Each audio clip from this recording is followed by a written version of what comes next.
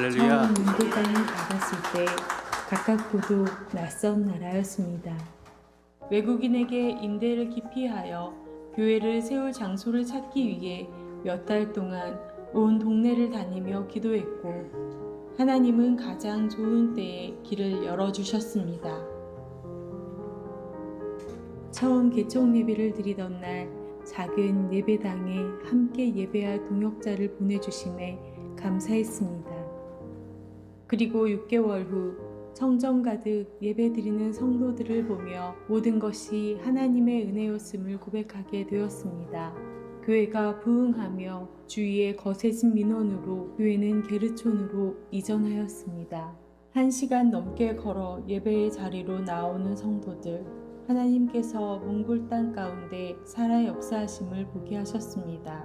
그리고 다시 시내에 교회를 세우게 하시며 지역 복음화와 제자훈련의 새로운 문을 열어주셨습니다. 밀가루 나눔 사역, 초원 마을의 화장실 만들기 사역, 베델 1호 집짓기 사역까지 하나님은 복음과 사랑이 함께 흘러가게 하셨습니다. 예배당이 물에 잠기는 어려움도 있었지만 함께 기도하고 헌신하는 성도들은 늘 큰 위로와 힘이 되어 주었습니다. 복음의 씨앗은 제자들을 세우고 선교사를 파송하는 열매로 이어졌습니다. 넉넉하지 않은 환경 속에서도 복음으로 변화되어 주의 종으로 헌신하는 제자들이 세워졌습니다. 나랑게를 목사는 예배와 찬양으로 교회를 섬기며 성장했고, 이제는 날라이오 순복음교회의 담임 목사가 되었습니다. 에르튼 바타르 목사는 삶의 위기 가운데 하나님을 깊이 만나게 되었고, 지금은 거르덕 순복음교회를 섬기고 있습니다. 하나님은 연약한 순간마다 은혜로 함께 하셨고, 아픈 시간 속에서도 회복과 소망의 길을 열어주셨습니다. 또한 딸 인느렐도 많은 사랑과 기도 가운데 건강하게 자라가고 있습니다. 제자들과 함께 지역사회로 나아가 유치원과 급식사역으로 어린이들을 돌보고 도서관을 세워 아이들이 꿈을 키워가게 하셨습니다. 룩카페를 통해 청년들에게 일자리를 제공하고 청소년과 청년들이 함께 모이는 건강한 문화공간도 마련하게 되었습니다. 실로암 프로젝트를 통해 물을 길어 사용해야 하는 거르덕 지역에 샤워장을 세워 주민들을 섬기며 교회의 자립에 사용되고 있습니다. 3년 전부터 몽골 현지 성도들과 선교팀을 구성하여 교회가 없는 지역을 찾아 복음을 전하고 지방 교회와 사역자들을 돕는 선교를 이어가고 있습니다. 그때 만났던 가나, 자신의 집 한 켠을 교회로 내어주어 히시군드르 순복음교회가 시작되었고 올해 신학교에 입학하였습니다. 20년 전과 비교할 수 없을 만큼 변화된 울란바타르. 하나님은 이 도시 가운데서 도시 선교의 비전을 품게 하셨습니다. 상처받은 이들, 삶에 지친 이들, 병중에 있는 이들, 세상의 가치 속에서 길을 잃은 이들에게 오늘도 하나님은 복음으로 다시 일어나게 하십니다. 지난 20년 동안 수많은 선교사님들의 헌신으로 이어져 온 몽골 선교, 이제는 현지 목회자들이 더욱 힘있게 사역할 수 있도록 돕는 자리에서 다음 세대를 위한 신학교 사역과 목회자 양육을 이어가고 있습니다. 오늘도 일하시는 하나님의 은혜 가운데 몽골 땅에서 복음의 길을 걸어가고 있습니다.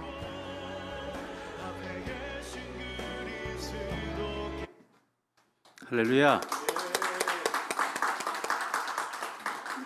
네, 이미 화면에 소개가 다 돼서 제가 무슨 소개가 필요하겠습니까만은 이름은 알려드려야 되고, 네, 그렇죠. 네, 우리 2005년도에 파송이 되셔서 벌써 21년간 사역을 하고 계십니다. 제가 걱정되는 건 뭐냐면 제가 알기만 해도 너무 은혜로운 간증이 많거든요. 근데 오늘 또 성찬이고 그래서 시간이 짧아서 제가 시간을 뺏고 있나? 네. 여러분들이 조금 양해를 해주시면 더 은혜롭게 말씀할 거고, 나는 시간에 딱 맞춰야 된다 하면 그냥 하다 말고 갈 거고. 괜찮지요? 네. 할렐루야. 우리 조대희 선교사님은요, 지금은 비양골 순복음교회 담임 목사님이신데, 얼마 전까지는 아까 화면에 나온 것처럼 날라이어 교회라고 하는 곳을 담임하셨습니다. 근데 제자에게 교회를 넘겨주고 이제 도시에 새롭게 개척을 해서 또다시 진행을 하고 있습니다. 몽골은 중국은 아닌데요. 이제 중화권 선교회 속에 속해져 있어서 현재 중국 총회의 원주민 대상으로 하는 사역자들의 이제 지방의 회장으로 섬기고 계십니다. 몽골에서 21년간 사역하신 그 귀한 내용을 인생의 밤이 찾아올 때라고 하는 제목의 설교 말씀과 함께 전해줄 텐데요. 그동안 수고하셨습니다. 격려하고 보내준 하나님께 할렐루야 영광 돌리면서 박수로 맞겠습니다. 할렐루야.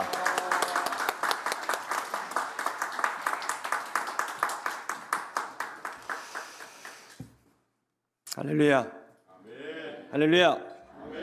예, 이렇게 또 이렇게 저를 불러주시고 이 귀한 자리에 세워주신 우리 심재영 목사님과 또 성도 여러분들에게 진심으로 감사드립니다. 이해해 주십시오. 제가 기도를 많이 해야 되는데 기도를 많이 못했나 봅니다. 본교회 금요 철야 청소년들 그 철야하는 그 틴스파워 철야 가서 기도해 주다가 제가 목이 쉬어버려 가지고요. 그러나 하나님께서 인도해 주실 줄로 믿습니다. 소개해드린 대로 저는 몽골에서 왔습니다.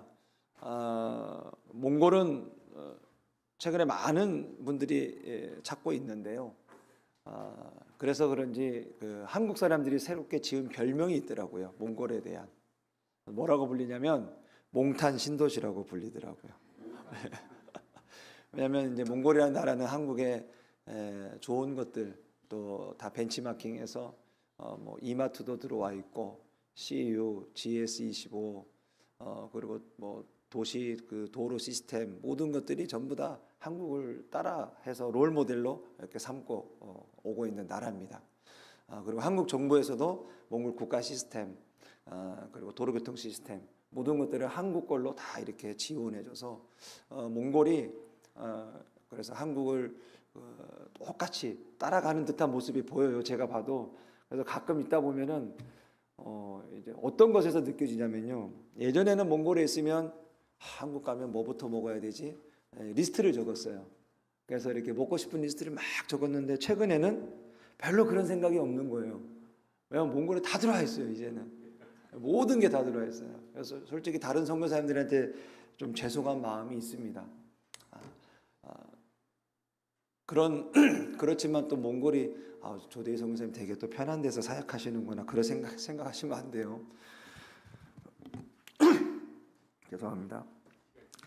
몽골은 예전에 비하면 살기 좋아졌지만 그러나 여전히 추운 나라이기도 합니다. 1년에 7개월이 겨울입니다. 1년의 연중에 7개월이 겨울이고 그 남은 짧은 그 기간 안에 또 나머지 3계절이 다 들어 있습니다.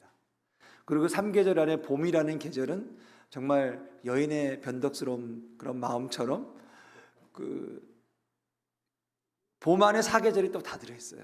그래서 5월, 6월에요 폭설이 내릴 때도 있습니다. 그러다 갑자기 더울 때도 있고 황사가 몰아칠 때도 있습니다. 그리고 6월 말부터 8월 말까지는 정말 환상적으로 아름다운 초원이 또 저희들에게 위로를 주기도 합니다. 그래서 여름에 저희들 만약에 한국에 오라라고 부른다면 저는 절대 안 갑니다. 왜냐하면 너무 좋아요. 진짜 천국 같아요. 그곳이 천국 같아요. 교민들 사이에서 이런 말이 있습니다. 가족을 초청할 때는 겨울에 초청하라. 예, 여름에 온 가족들은요, 여보, 당신 이렇게 좋은 데 있어? 라고 한답니다. 근데 겨울에 온 가족들은요, 우리 남편이 엄청 고생하는구나. 이 추운 데서 이렇게 그 석탄가스가 엄청 심하거든요. 앞이 보이지 않을 정도로 이 안개처럼 석탄가스가 있는데 우리 남편이 이렇게 고생하는구나 하면서 궁일한 마음이 드는데 아무튼 몽골이 좀 그래요. 나라가. 그런데 저는 그런 몽골이 사랑스럽고 또 하나님이 몽골 땅에서 행하신 일들을 보면서 하나님이 저를 몽골에 보내신 것에 얼마나 감사한지 모릅니다. 이 몽골은요, 딱 초원위에 서면 하나님이 창조하신 대자연의 위대함을 볼 수 있는 땅입니다. 반면에 대자연으로부터 받는 압도적인 힘을 느낄 수 있는 땅이기도 합니다. 그런 땅이 몽골인데요. 이 몽골은 또 한국을 너무 좋아하고 지금까지 다른 나라와는 다르게 다른 나라의 명칭을 호칭할 때는 영어의 그 고유 대명사를 그대로 따라 써서 영어식을 몽골 발음식으로 이렇게 바꿔서 쓰거든요. 똑같이 씁니다. 예를 들면 아메리카, 미국이잖아요. 근데 몽골 말로 아메리크 똑같죠, 여러분. 예. 그런데 한국은 코리아잖아요, 그죠? 그러면 코리아라고 불러야 되는데 코리아라고 부르지 않고 설렁거스라고 부릅니다. 설렁거스란 말이 무슨 말이냐면 무지개라는 뜻이에요. 무지개. 그러니까 유일하게 전 세계 나라 중에 무지개 나라라고 부르는 나라가 한국밖에 없어요. 그만큼 몽골은 한국에 대해서 좋은 감정을 가지고 있습니다. 몽골은 또 국토의 면적이 한국의 7.4배, 남북한 합한 한반도의 7.4배가 큰 땅을 소유하고 있는 나라입니다. 그러다 보니까 이 땅 안에서 너무 크다 보니까 목초지의 유목민들이 돌아다닐 때는요, 기본 한 달씩 두 달씩 돌아다닙니다.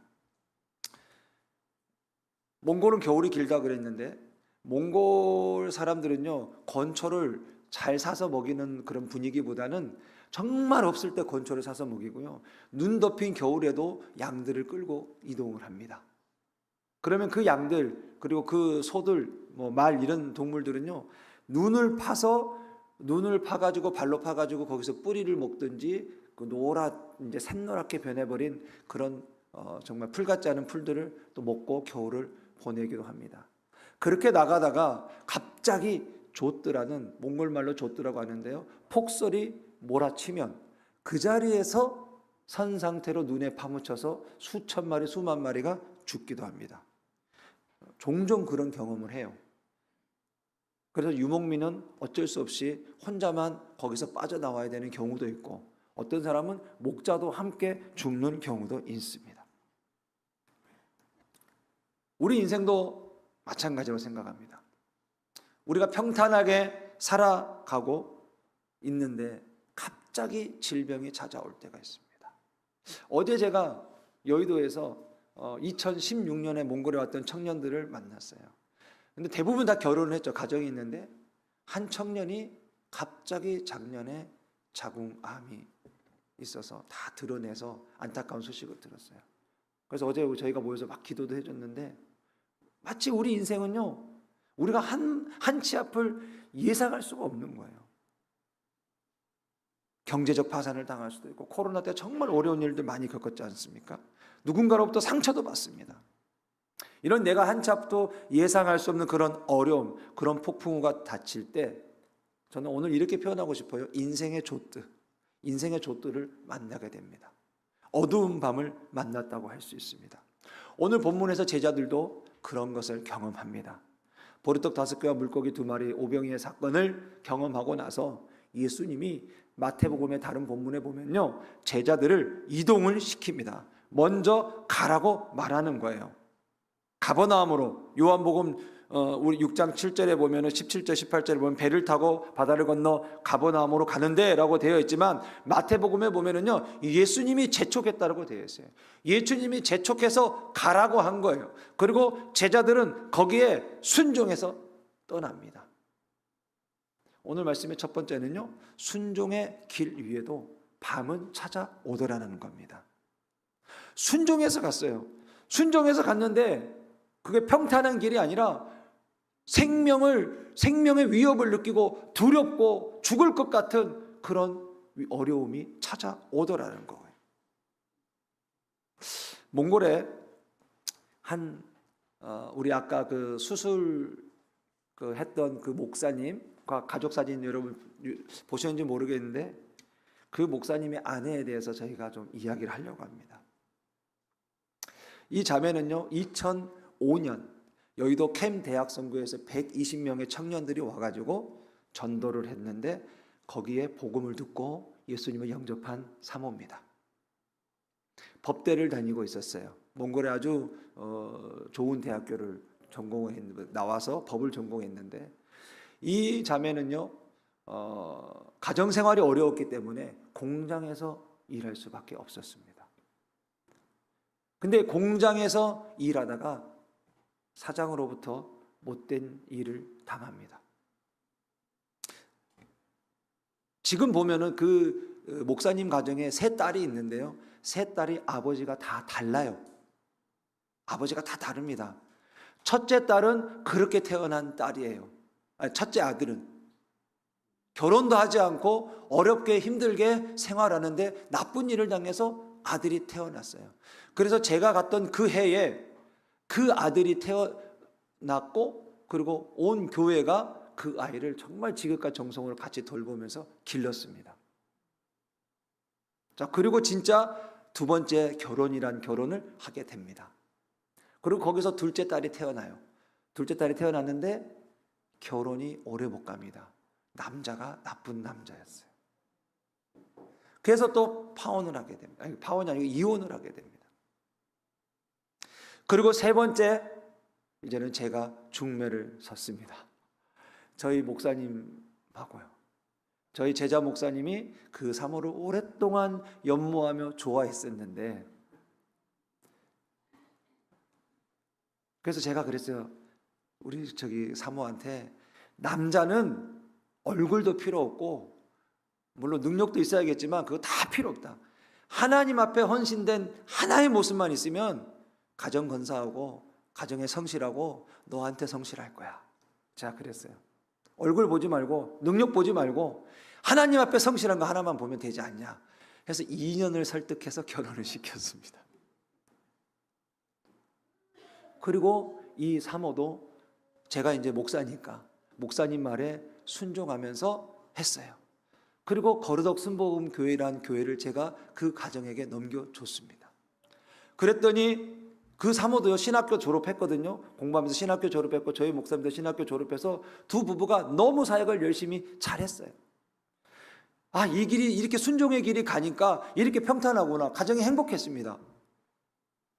그런데 행복하고 잘 살아야 될 가정에 어려움이 찾아옵니다.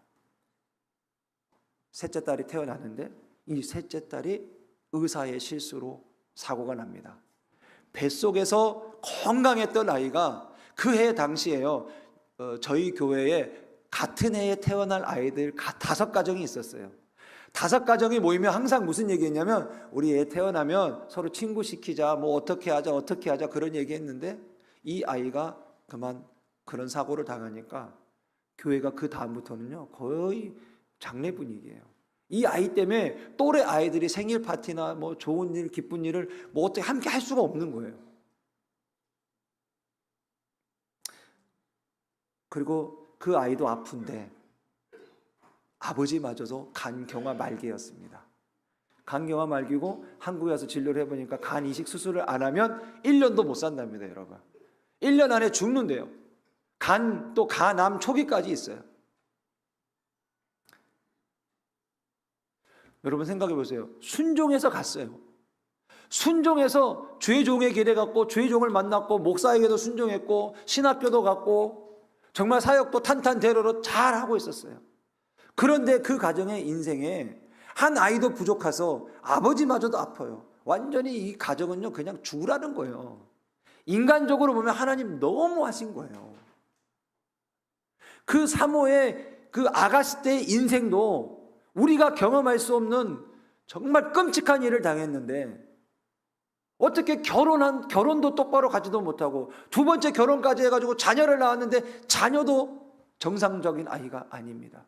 뇌성 중증마비 환자가 돼버린 거예요. 이따가 자세한 얘기하겠습니다. 그리고 그의 남편마저도, 주의종마저도, 하나님의 길을 가겠다고 헌신했던 주의종마저도 그런 상황이 돼버린 겁니다. 몽골 초원에는 이런 이야기가 있어요, 여러분. 무서운 눈보라가 몰아치잖아요. 저는 이제 몽골에 있다 보니까 양의 특징을 좀 알게 됐어요.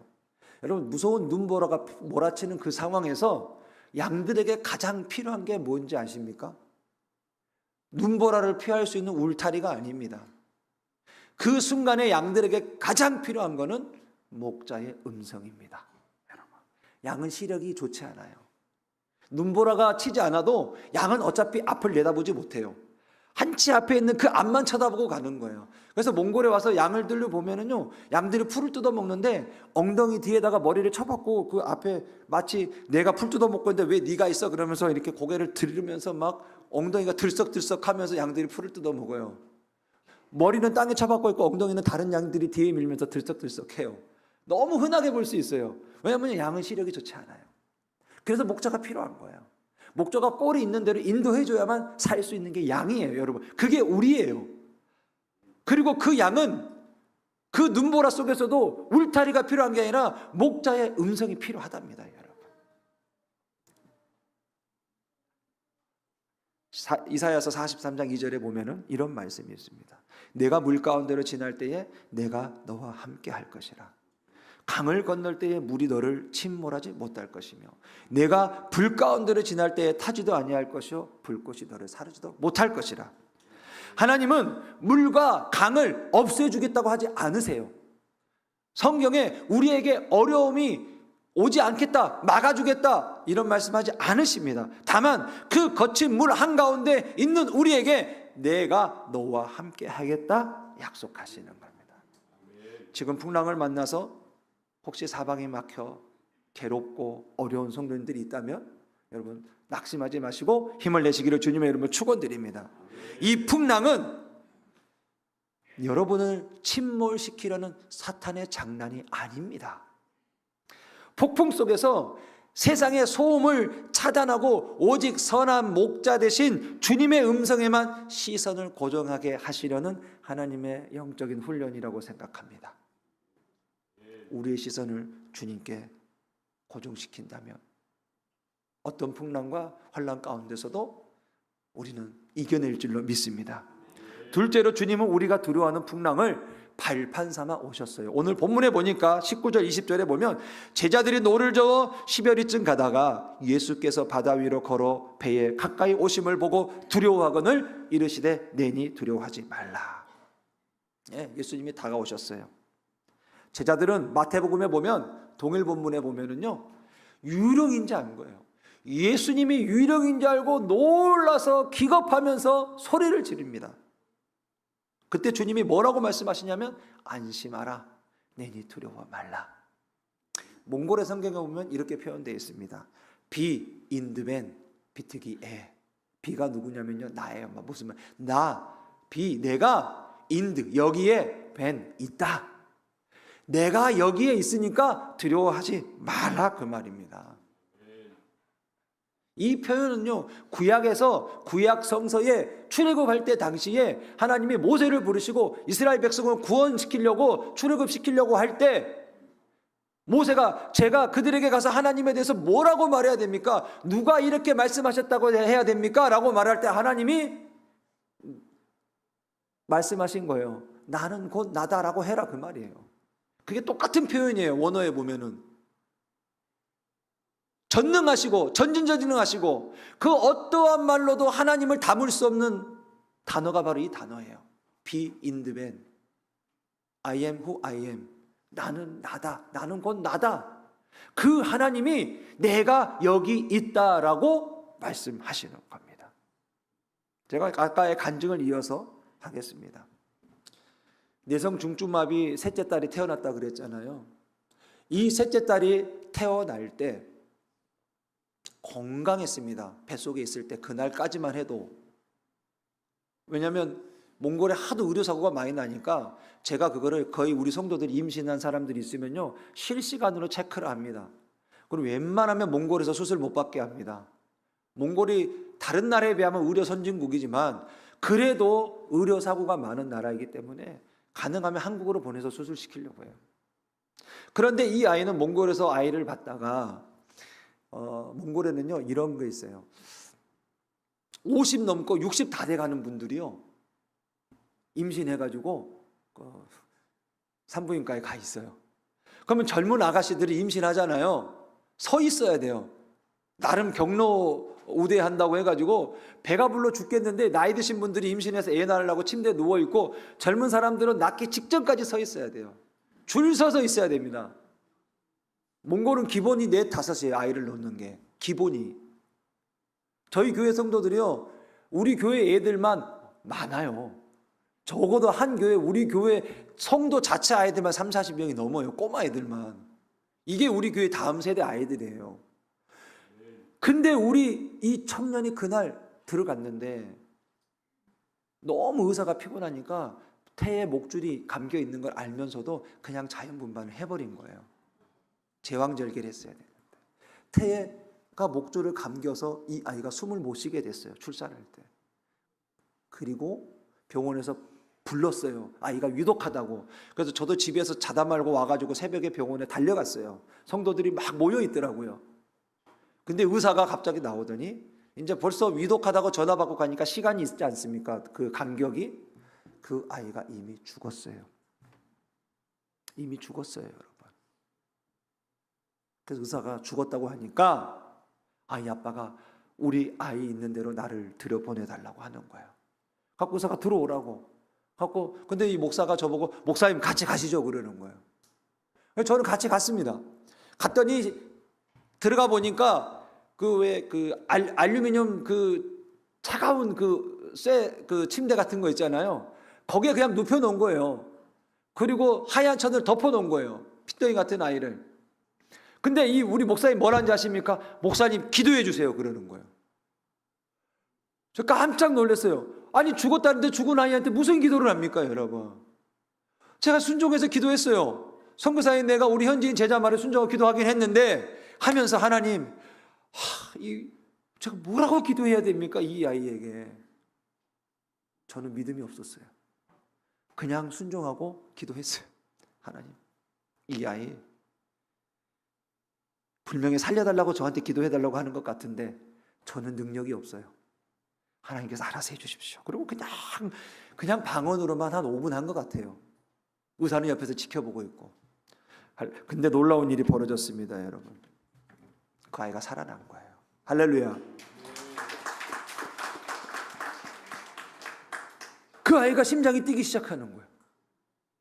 그래서 애가 기침을 하는 거예요. 의사가 깜짝 놀랐어요. 자기가 분명히 오진하지 않았어요. 저 믿어요, 의사 말을. 아무리 돌팔이 의사라도 사람이 죽고 사는 건 알잖아요. 그때 우리 현지인 목사님 뭐라고 하지 아십니까? 정말 멋진 말을 합니다. 저 예수님 믿어요. 우리 하나님이 살려주셨습니다. 할렐루야. 예. 주님께 영광 올려드립니다. 자, 그러면 이제 여기까지는 극적으로 아주 그냥 드라마 같은 스토리 아닙니까? 그러면 건강해야죠. 건강해야 정상인데 아이가 문제가 생깁니다. 하나님이 살려주셨어요. 그런데 내성중증마비 환자예요. 분명히 순종해서 가고 갔는데 계속 첩첩산중으로 문제 또 문제. 이 아이는 아까 영상에서 봤잖아요. 생후 8개월 됐을 때 사진이거든요. 바짝 쪼그라들어가지고 왜 가죽만 남아있는 섭식 장애가 온 겁니다. 하반신은 마비고요. 음식을 삼켜도 음식이 소화를 못해요. 왜냐하면 이 위 판막이 있어요.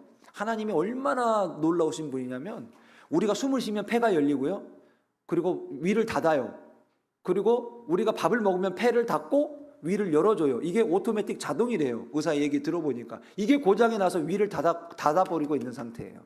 음식을 먹어도 음식이 다 폐로만 갔어요. 그동안. 그런데 성인이 만약에 그렇게 됐다면 성인은 죽는답니다. 음식이 폐로 들어가면. 근데 어린아이는 1살에서 2살까지는 그래도 산대요. 그럼 뭐 때문에 죽냐면 영양실조로 죽는답니다. 이 아이가. 8개월 동안 영양이 하나도 공급이 안 된 거예요. 그래서 이 아이가 죽게 생긴 거예요. 몽골 병원에 갔는데 몽골 병원이 다 포기한 거예요. 이 아이를. 죽는다고. 몽골은 좀 그런 세계관이 있습니다. 강자만 취합니다. 약자들은요 포기해버립니다. 그래서 오늘날 몽골이 지금까지 살아남은 거예요. 그 험한 그 땅에서. 병원에 가서 의사에게 무릎 꿇고 빌어도 소용없어요. 저는 그 모습을 봤어요. 제가. 얼마나 화가 치밀든지요. 막 의사 때려주고 싶더라고요. 제가 선교사지만. 그런데 마침 그 주간에 코로나가 터졌는데 어떻게 마지막 단계팀이 왔어요. 어떻게 정말 기적적으로 의사팀들이 온 거예요. 몽골에. 그래서 한국 의사팀들한테 보여줬어요. 한국 의사팀들이 소아과가 없으니까 분당 차병원의 소아과랑 연결해가지고요, 그 카카오톡 영상으로 아이들을 진료를 해주는 거예요. 보여주면서 과학의 힘을 한번 빌렸습니다. 그랬더니 그 선생님이 뭐라 하냐면 빨리 이 아이 옮겨라. 이 아이는 지금 상태가 한 달도 넘기기 힘들다. 그러니까 빨리 옮기면 내가 살릴 수 있다. 그 얘기를 하는 거예요. 자, 그리고 나서 저는 바깥에 나왔는데 의사한테 물어봤어요. 이거 어느 정도 비용이 들어갑니까? 그랬더니 3,200이 든답니다. 당장 어디서 3,200을 구하겠습니까? 하늘을 보면서 하나님 앞에 기도했어요. 하나님, 이 아이 살려야 돼요. 이 아이 살려야 돼요. 이 가정이 얼마나 험한 인생을 살았는데 하나님, 이 아이마저 데려가면 어떡합니까? 근데 하나님이요, 일주일 동안, 그러면서 한국에 막 기도 편지 보냈어요. 일주일 동안에, 2주 동안에 하나님이 그 돈을 다 모아 주셨어요. 단기 선교팀 온 청년들, 권사님, 장로님, 교회 막 여기저기서 돈을 모아가지고요, 풀뿌리층들이 모아서 돈이 마련됐어요. 이제 비행기가 떠야 됩니다.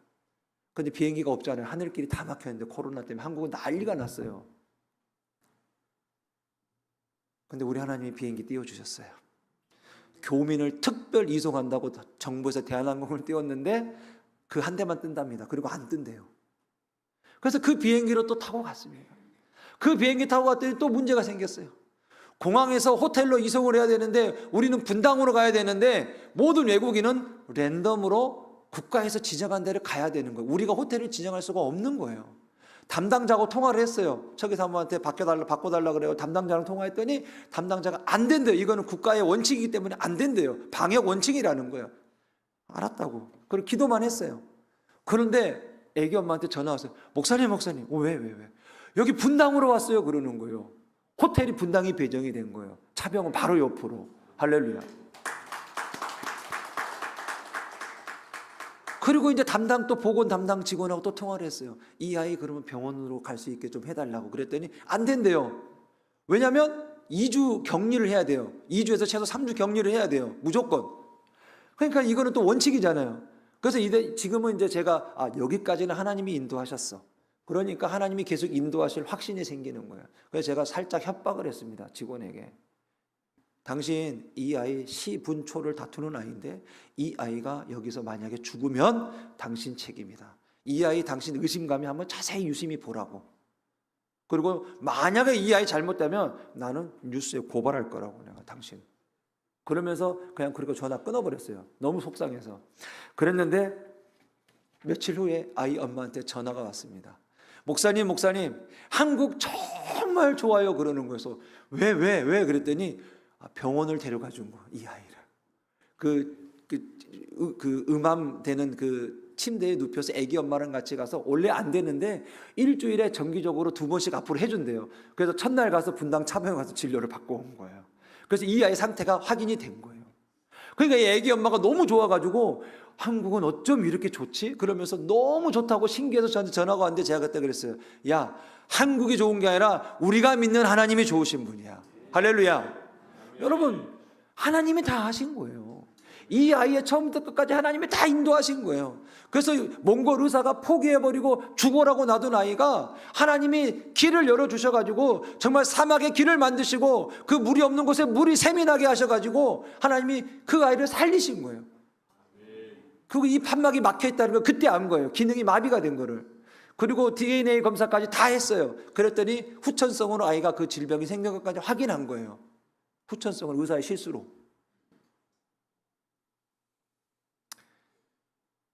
그리고 수술하고 어쩔 수 없이 위에다가 구멍을 뚫어서 밥을 주는 그 연결 통로 역할을 하는 거 있습니다. 그 호수를 꽂아놓고서 평생 삽니다.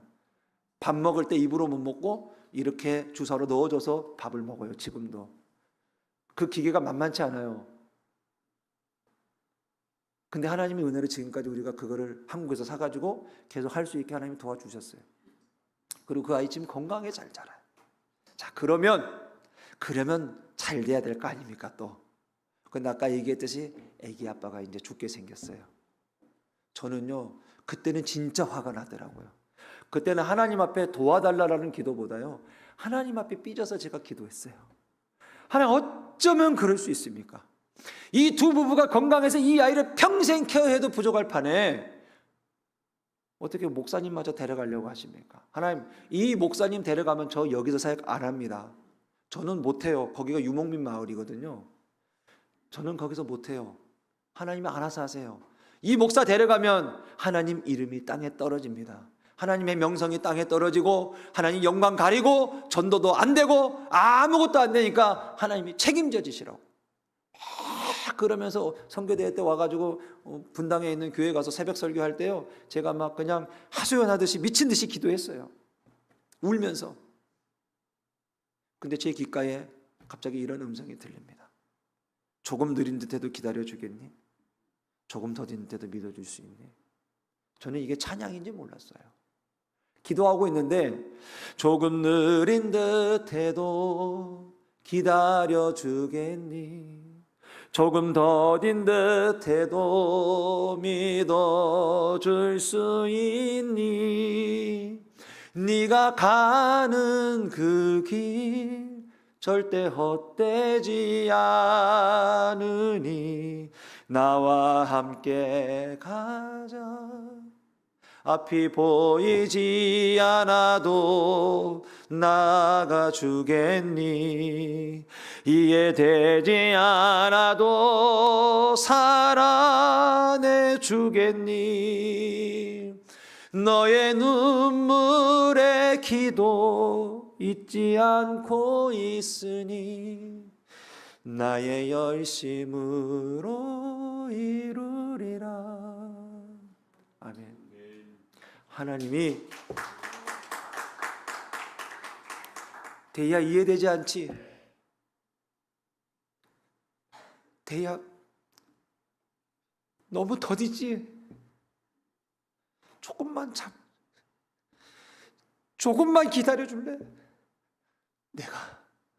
내가 나의 열심으로 이것을 이루리라.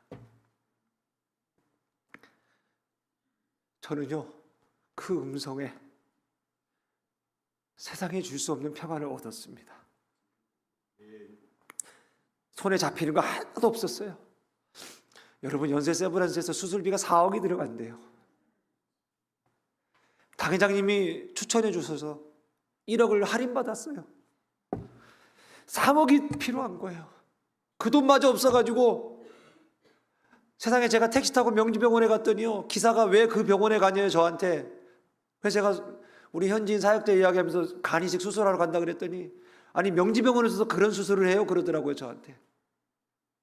돈 때문에 어쩔 수 없이 지역병원으로 옮겨가지고 간 이식 수술을 의뢰했어요. 근데 하나님 얼마나 놀라운지 아십니까? 순식간에 1억 5천을 또 모아주셨어요. 여러분, 저는요, 우리 목사님이 알지만 그렇게 저는 넉넉한 형편의 선교사가 아니에요. 그런데 하나님이 하시겠다고 약속하셨잖아요. 조금만 기다려달라고 하나님이 약속하셨잖아요. 그러니까 하나님이 하시더라고요. 수많은 교회, 수많은 성도들 헌금해 주셨어요.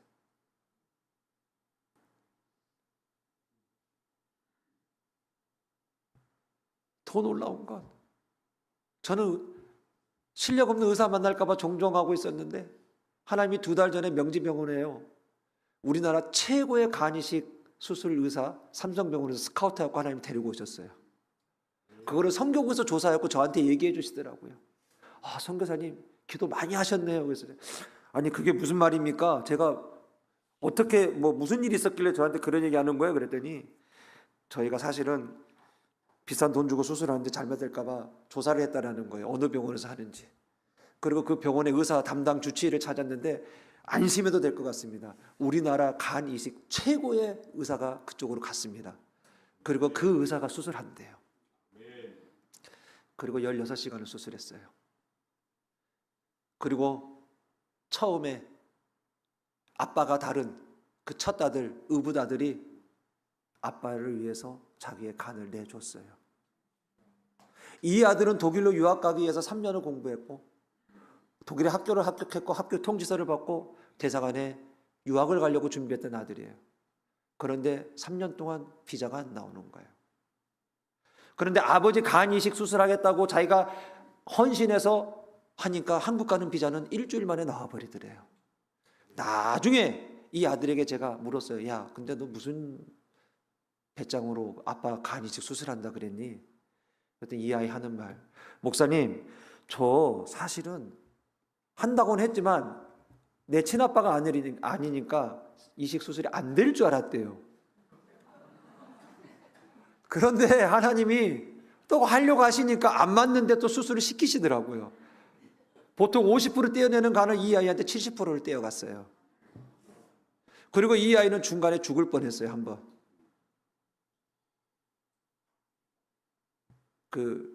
뭡니까? 기억이, 한국말이 지금 제가 생각이 안 나는데, 담즙이 멈추지 않고 계속 나가지고요. 근데 또 하나님이 인도하심이에요. 담즙을 잡는 동안에 간이 2달 동안 다 자라버렸어요, 100%. 그리고 간이 성장하면서 아픈 통증도 못 느껴버린 거예요. 원래 이식 받는 사람보다 이식한 환자가 더 고통이 심하답니다. 이식을 해준 사람이. 근데 하나님이 그렇게 두 사람을 다 깨끗하게 치료하고 다시 몽골로 돌려보냈습니다. 여러분, 이사야 43장 19절에 보면 보라 내가 새 일을 행하리니 이제 나타날 것이라 너희가 그것을 알지 못하겠느냐. 내가 광야의 길을 사망의 길을 내리라 하셨습니다. 이제 말씀을 마무리 짓겠습니다. 여러분, 주님을 내 인생의 배에 모셔 드리십시오. 제자들이 보면 기뻐서 배로 영접하니 그 배 곧 그들이 가려던 땅에 이르렀더라 했습니다.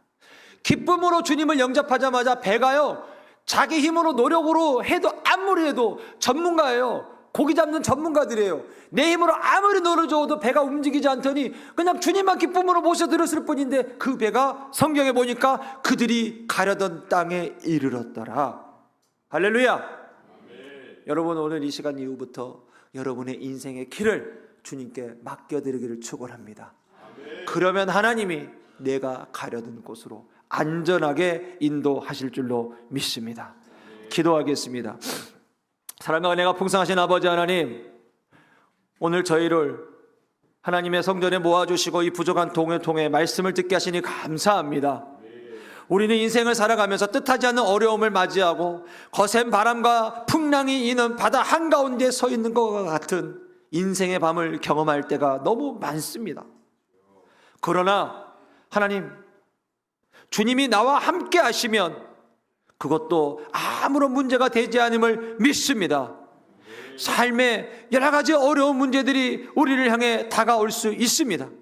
사단은 끊임없이 두려움의 파도, 염려의 파도, 상처의 파도, 세상의 온갖 여러 가지 힘든 어려운 파도를 우리에게 보내지만, 그러나 우리의 시선이 주님을 향한다면 그것 또한 아무것도 되지 않고 유다의 사자 되신 그 주님께서 위험찬 보혈로 우리와 함께 계시고 우리 있는 곳으로 오신다고 하였습니다.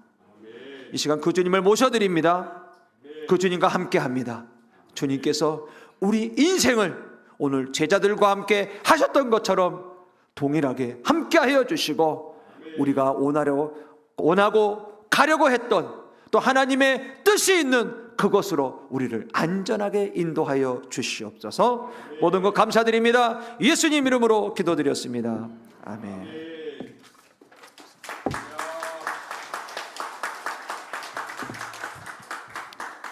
역사하신 하나님께 영광 돌리고 또 우리 은혜 말씀 주신 조대희 목사님 감사하면서 우리 다시 한번 박수 치겠습니다. 할렐루야. 감사합니다.